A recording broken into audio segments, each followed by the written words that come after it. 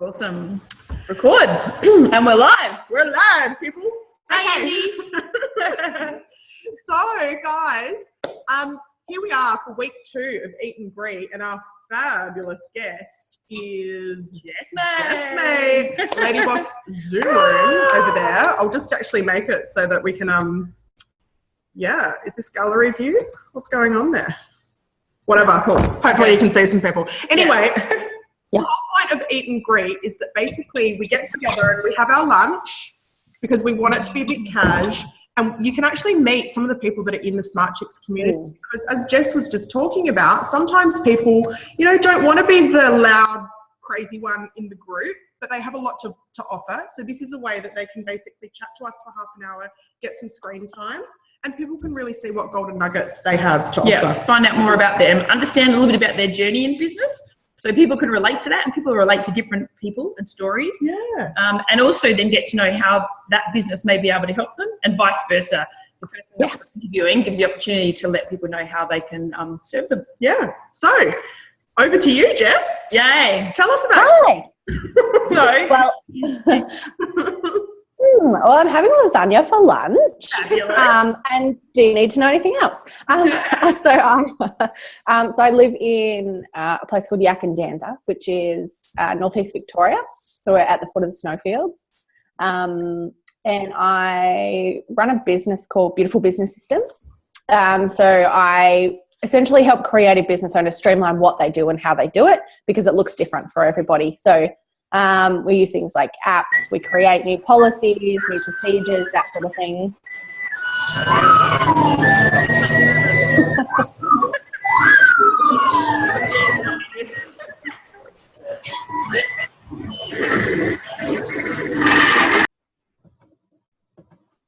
Oh, it's gone. Won't mute you, Jess. Continue. Okay. Someone's somewhere where there's sirens going. That's what it sounds like. So I help businesses streamline what they do and how they do it. And I have a corporate background. So I come from, I've worked with the Defence Force. I've worked in construction. I've worked with photography studios. I've worked in retail, all sorts of things. But I've always been in the admin system side. So that's me in a nutshell without all the boring stuff. Ah, awesome. So let's talk zone of genius, right? Yeah. Yes. So have a bite of lasagna. Yeah. Thank you. Perfect. So yes. What made you, start back to, how did you first get into business, and did you start in your zone of genius, or did it take you a little bit to find that? Oh, hell no. No, so I started as a relationship coach. To cut a really, really long story short, I essentially changed the way that my fiance and I deal with each other. We are very, very different people, complete opposites. And I sort of had to step back and work out how we could relate to each other, completely change things. And other people were seeing the difference, wanted help. I started a blog. Yeah, you know what happens. Yeah. And I did definitely get lost in the coaching fairy dust. You know how you see it everywhere, become a coach to make 6 figures in 30 minutes. Like, that's over-exaggerated stuff. But essentially that's where I started out in online business. And so I chipped away at that for about 2 years, and we moved. So we were in WA because we were in the mines. So we went over. The idea was when I moved home to Yak, where we are now, I would be working in my business full-time because I had no excuses. That was the best time, because up until then it had been, I don't have enough time. I need to be working this full-time so I can have this dreamy life of get up in the morning, work on my business, finish work at lunchtime, like that sort of thing. Yeah. And so when we moved home, it didn't happen. I still wasn't making any money. I still wasn't seeing the life that I sort of pictured for myself. Yeah. And it became really clear to me that I couldn't use those excuses anymore of not having enough time, blah, blah, blah. And so I gave it away. And I put a Facebook post in our local group. It's got about 1,000 members, and it was just saying that, my background was in administration, blah, blah, blah. Could I help anyone out doing any of their work? And it really was meant to be until I found a full-time job, because I'd given up on business completely. Yeah. But I just got so many inquiries that it became a job. So that was 6 months ago, and now I'm working full-time helping businesses with their systems. I have a team member who does the admin side, so she's like a VA for locals, essentially. And it really happened accidentally, but I knew that that's where my skill set was because I built such great systems in my last business. I just didn't have the clients for the systems. I knew that was my zone of genius, but I really got stuck in the fairy dust of having a creative business, and systems and admin didn't feel creative the way I was looking at it until I really got stuck in and realized that, well, hell yeah, it is creative. And that's when things became really easy and started to flow. Yeah. And systems are, oh my goodness, they are, doesn't matter what your business is, everybody needs systems. So yes, absolutely. That's exactly right. So you've got so much to offer so many people. Yeah. And you know what? You know the whole law of attraction vibe as well, where when you really let go, not just let go, but really let go. Yeah, which you did. Yeah, that's when the opportunities present. Definitely. Because, you know, you're actually giving the vibe out there that you're ready. Yeah. Another thing I think is really important is the fact that sometimes business leads you to business that leads you to business. And it doesn't matter necessarily what you start out on. It's about, you know, what you got out of that, because you often learn some amazing things in something that you decided to stop or give away. And then absolutely.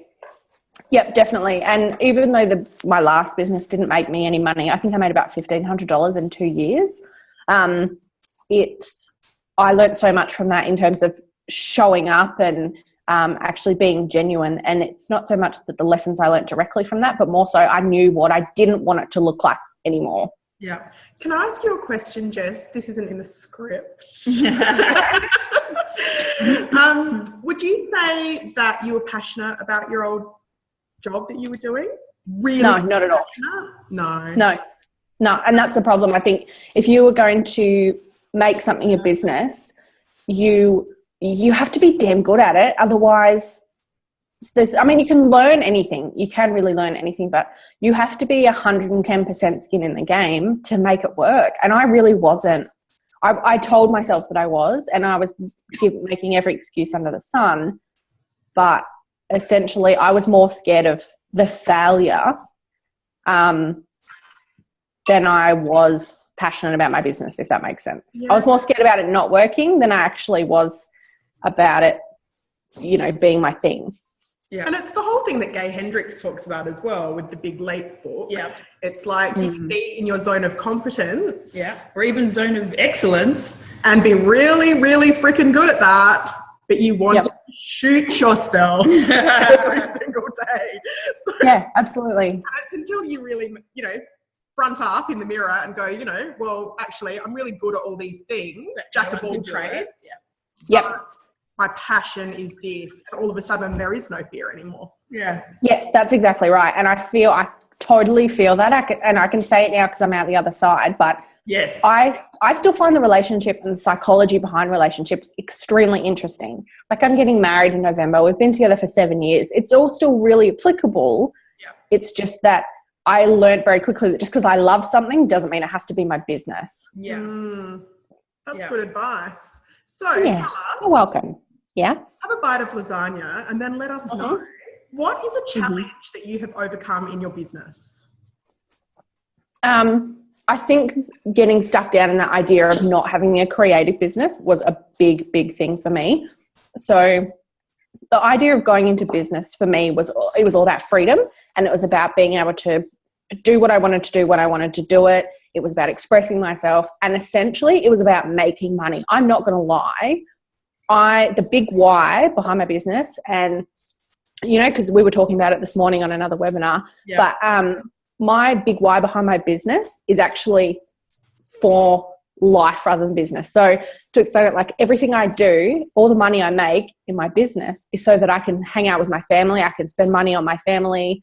And so that big, you know, all this fairy dust, you know, the idea of having your own business and having that freedom is all painted very glamorously, and I wasn't going to give 110% unless it felt great for me.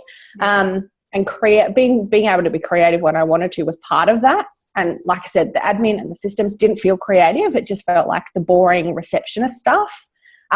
So looking at it from a different angle, and accepting that, yes, I could still have all the freedom, that creativity, I could still express myself through that structure, that took a lot. And once I got over that hurdle, that's when the clients were coming in the door. That's when I started making the money. That's when I didn't second guess the newsletter that I sent out, or I didn't hold off on that blog post. Like I actually became a really loud voice in my industry without overpowering everyone else. I was just contributing to the conversation rather than pushing my way in and trying to take it over.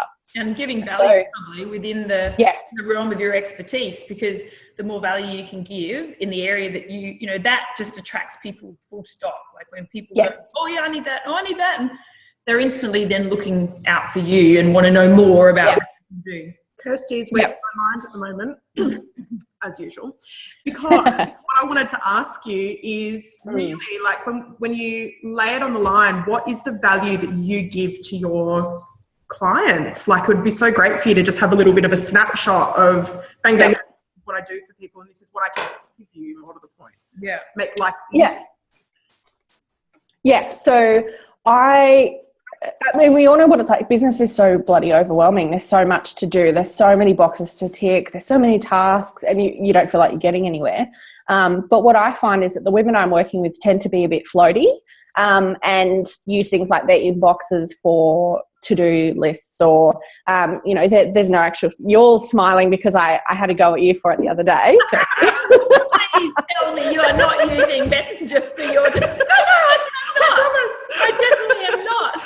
And it was in capital letters. She was like, I'm just commenting on here so I can find it later. And I was like, don't tell me that you're using this as your to-do list, otherwise I'm going to have a heart attack.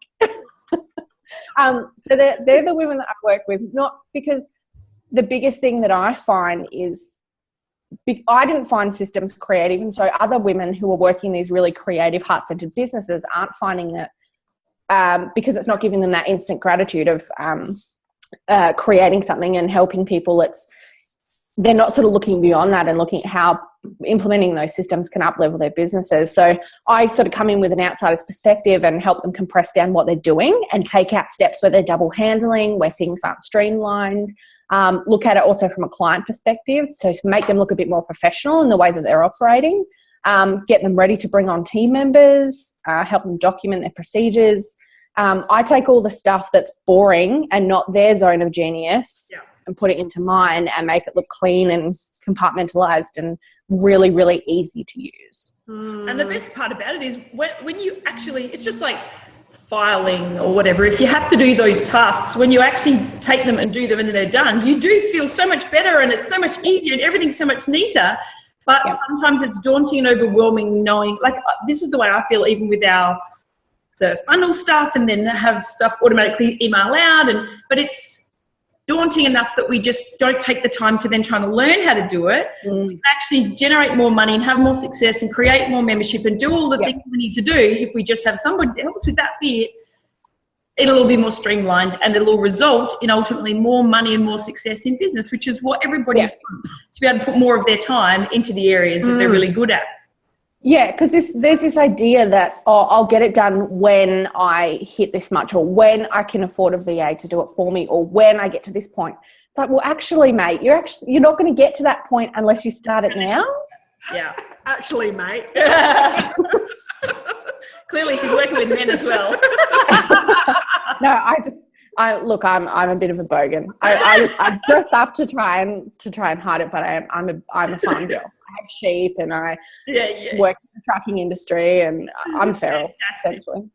Oh, we love it. So here's the little golden nugget time, right? You had to pick one thing in the business that you offered, like that people would be like, oh my God, Jess, you need to work with me. What is the golden nugget that you tend to help people with or drop the bomb on? It's always project management. So they have worked so hard to get clients in the door. They know that they're bloody good at what they do, but where it falls down is they miss deadlines in the middle, or they underestimate the scope of work, They don't sort of, they miss tasks. They, they undercharge because they don't realise what else they could have added on to that. Or it gets to the end of the project and they're sort of like, oh shit, like what now? Like you've paid me, but how can I close this out? So it's a really great experience. So project management is definitely my very, very golden nugget. And using things like Asana or helping people write their processes is a really big one, because until they write it down, they actually don't realise what's involved in their system. So yeah, the project management side, they can get their clients, they can get paid, but it's the execution in the middle. Yeah, brilliant. It's kind of like we need that. Yeah, no, we definitely need that. I mean, look, we've just gone, let's just do stuff. Let's just give stuff. Let's create stuff. Let's make sure stuff's happening. And then, yeah, we're constantly learning and growing and hopefully developing something that we can help teach other people how to do. But along the way, you're learning the places you need help on, and that's what will help the whole thing to grow and become more successful. Yep, absolutely. But certainly better to take action than do nothing. Yeah, exactly. We're into massive imperfect action. Yeah. Massively imperfect. But still kind of cool and works for people. Okay, so Jess. Yes. Let us ask you, obviously we've got the Smart Chicks community, right, on Facebook. Yes. And we've also got our Smart Chicks members. We would love for you to think about, what offer maybe that you had up your sleeve that you'd love to offer to the community, but then if the members get like a little secret society special as well, like what's that? Yeah. So I haven't actually announced it anywhere else. I thought I'd save it for Smart Chicks. I've got we're like guinea pigs. Oh my God. Yeah. Well, cute guinea pigs. But a special, special. Guinea pigs that you cuddle and feed the really good stuff. Hamster wheel. Yeah. No, so it's called the School for Systems, and it's a 6-week, I guess you'd call it a course. You sort of go at your own pace, but it's to help you systemize your project management, your client onboarding, your calendars and scheduling, your payments and invoicing, content creation, file management, all that sort of stuff. So it walks you through from start to finish, setting up those systems for yourself. We do Q&A calls so people can jump on and ask questions if they don't understand. And I am offering it to Smart Chicks for $402. It'll usually be $582. Oh, so wow. Yeah, so I'm not offering it anywhere else. It starts July 25th. Yep. And it runs for 6 weeks. And it's one of those courses where people can rush through and complete it in 2 weeks if they want to. They don't have to wait. The content's not drip fed. So if they want to skip over, if they feel like they've got client onboarding down pat, then they skip that and they go to project management. Yeah. So it's essentially hand holding to grow your business up a little bit and get it ready to move up to the next level.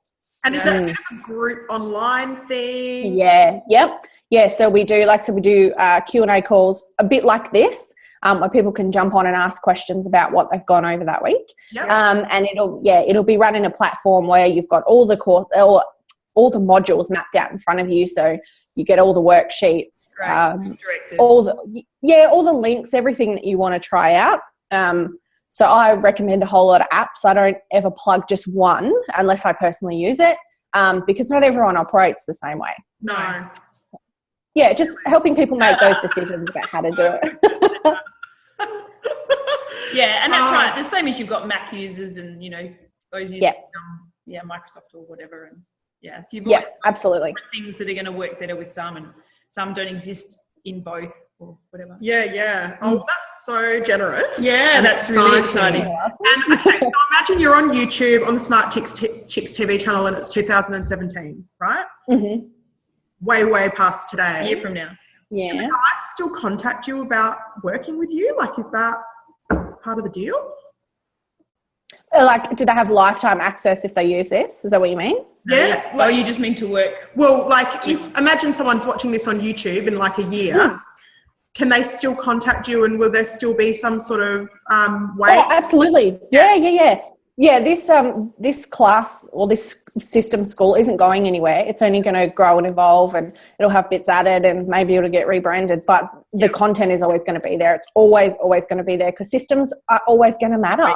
Yeah, and they're always going to be. Systems are always going to need it. Yeah. Yep. Okay. Yep. Awesome. Well, That's really exciting. And what I wanted to actually ask was, is there anyone online that wanted to ask a question? That's what I was just going to say. Does anyone that's online have a question they want to ask for Jess that's systems related?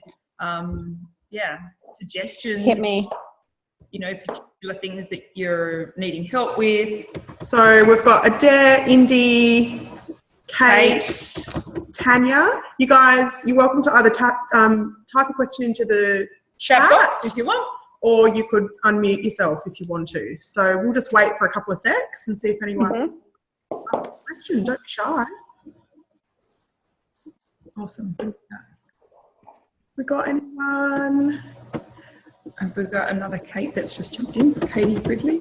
Okay. Oh, did you guys know that they're open? This is totally unrelated. Did you know that they're calling for speakers for TEDx Adelaide? Oh, cool. Yeah, I saw it earlier. I'll put it in the group. Yeah. You two should just get on. Yeah. Maybe do it as a Q&A. Yeah. Do you have a message to share? Okay, so we don't have anyone that's asked any questions at this stage. Much fun. Obviously, we'll upload this into Smart Chicks. Yep. Into the TV channel. That's right. Yep. Awesome. And Jess, thank you so much. Thank Great you so to much. share lunch with you. We'll click. Thanks for having me. And then we can keep talking if you like. Yeah. Bye. Yes.